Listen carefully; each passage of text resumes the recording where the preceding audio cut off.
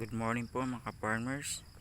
Narito po tayo ngayon sa ating tinanim na talong. So bali po, pa 13 days po siya ngayon. Ito na po ang laki niya.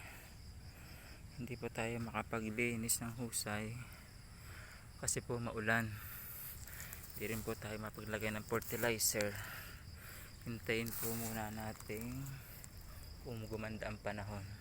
Ang panahon natin ngayon dito, makulimlim po siya. Kaya hindi po tayo makapaglinis ng husay sa ating talong na tinanim. So, dami na po siyang damo. At least yung puno po niya, hawan po naman ng konti. Ating pong pinalinis. Yan po sila ngayon, 13 days. Maganda po siya ngayon.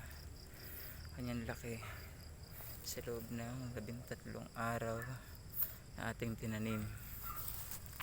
Wala pa po siyang fertilizer, so meron na po siyang mga insecticide natin i-spray sa kanila.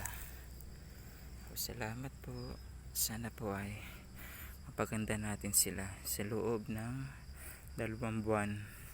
Sana may bunga na at na tayo maka-harvest na.